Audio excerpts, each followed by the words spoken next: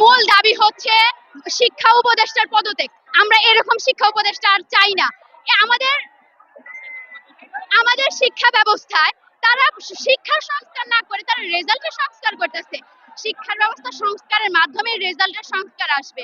যে জায়গায় টিকটকার খাতা মূল্যায়ন করতেছে, 9-8 এর বাচ্চারা খাতা মূল্যায়ন করতেছে, ওরা কি বুঝবে? একটা প্রশ্নের একাধিক উত্তর থাকতেই পারে। ওরা কিভাবে আমার খাতার মূল্যায়ন করবে? অবশ্যই যথোপযুক্ত শিক্ষার ব্যবস্থা থাকতে হবে, শিক্ষা ব্যবস্থা সংস্কার করে তারপর রেজাল্টের সংস্কার করতে হবে। কিন্তু ওরা আগায় সংস্কার, গোড়ায় সংস্কার না করে একদম আগায় সংস্কার করতে যাচ্ছে। আমাদের খাতাগুলো দেখানো হচ্ছে কাদের মাধ্যমে জানেন? টিকটকারদের দিয়ে। আমরা আজকে যখন বিভিন্ন মাধ্যমে দেখছি রিলস গুলো ভাইরাল হচ্ছে কি জানেন? টিকটকাররা আমাদের সমবয়সী স্টুডেন্ট বা আমাদের ছোট বয়সী যারা, তারা আজকে আমাদের খাতাগুলো দেখছে, ভিডিও বানাচ্ছে, মজা নিচ্ছে। ভাই, আমরা কি মজা নেওয়ার জিনিস? আমাদের আজকে শিক্ষা ব্যবস্থাটা তাদের হাতে দিয়ে আমাদের জীবন তুলে দিচ্ছে তাদের কাছে। আমাদের হলে এমন হচ্ছে যে একটা স্টুডেন্ট শুধুমাত্র তার পানির বোতলটা বেঞ্চের উপর রাখার কারণে তার পানির বোতলের জন্য তার 1 ঘন্টা খাতা নিয়ে নেওয়া হচ্ছে। কেন? তার পরীক্ষার কি আপনার মানে মগের মূল্য মনে করেন? তার এই পরীক্ষাটা কি সাধারণ মনে করেন? কখনোই না। আপনার হাজারো মায়ের আর্তনাদ, বাবার চিৎকার, দগ্ধ হওয়া লাশগুলো দেখার পর যখন আমরা হাহাকারে পড়তে থাকি, সেই সময় কি কখনো আমাদের অন্তরে এটা সায় দেয় যে আমরা বই খুলে পড়তে বসি? পরের দিন আমরা পরীক্ষা দিয়ে আমাদের হাতে কলমে কি কাগজ উঠবে, কলম উঠবে? আপনি জবাব দেন। তো সেই পর্যায়ে তারা যথার্থ সময়ে সেই সিদ্ধান্ত না নিয়ে রাত 3টা বাজে তারা আমাদের জানায়, 3টা বাজে পরীক্ষা স্থগিত করে। 12.5 লাখ স্টুডেন্ট সেখানে রাত জেগে তারা হাহাকারে মোবাইল নিয়ে বসে থাকে তাদের এই অবস্থা দেখার জন্য। এই বাংলাদেশ তো আমরা কখনোই চাই নাই। আজকের এই বাংলাদেশ যথার্থ সংস্কার দরকার, নয়তোবা যারা এই পদগুলোর জন্য যথোপযুক্ত নয় তারা গদি ছাড়তে হবে। এটাই আমাদের মেইন দাবি আজকে।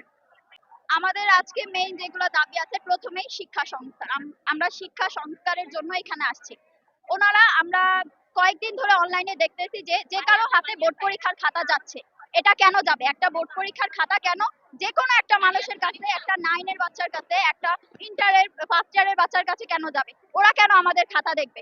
তারপরে আমাদের প্রশ্নে ভুল থাকে। আমরা যেই প্রশ্নটা নিয়ে 10-15 মিনিট ওয়েস্ট করতেছি একটা এমসিকিউ নিয়ে, পরে দেখা যায় ওইটা ভুল। কেন? প্রশ্নে একটা বোর্ড পরীক্ষা, একটা এইচএসসি পরীক্ষার প্রশ্নে কেন ভুল থাকবে? ওনাদের শিক্ষা ব্যবস্থার আমরা মূলত চাচ্ছি যে সংস্কার হোক। এইসব প্রশ্নে ভুল, অন্যদের দিয়ে খাতা দেখানো, এগুলা না হোক।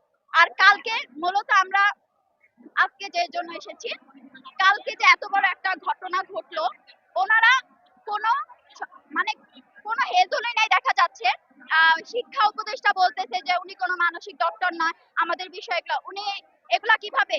ওনার উচিত আমাদের মানসিক অবস্থা সম্পর্কে সচিবালয়ের ঘেটে যে এসে আপনারা অবস্থান করছেন এই বিষয়টা তুলে ধরেন। প্রথমে আমরা এর আগে আমরা শিক্ষা বোর্ডে গেছিলাম। তো এখানে তেমন কোনো, আমরা গেটের ভিতরে প্রবেশ করিনি। তারপর অন্যান্য কলেজের আগে পরীক্ষা পিছানোর জন্য একটা আন্দোলন করেছিলাম, ওটা মানা হয়নি, ওটা আমরা মেনে নিয়েছিলাম। কিন্তু এখন যখন আমাদের পরীক্ষার প্রশ্নের ভুল, আমাদের খাতা দেখানো হচ্ছে 9-10 এর বাচ্চাদের দিয়ে, তারপর আমাদের পরীক্ষার এরকম রাত 3টা বাজে আমাদের পরীক্ষা স্থগিতের এরকম নোটিশ দেওয়া, এগুলা কি মানা যায়? এগুলা সব আমাদের কোন কলেজেই পুরো সিলেবাস শেষ করানো হয়নি। উনি একদম প্রশ্নপত্রে গেলে একদম এরকম স্ট্রিক্ট করা হয়, তাহলে তো এটা শিক্ষা ব্যবস্থা না। আমরা চাই শিক্ষা ব্যবস্থা সংস্কার হোক।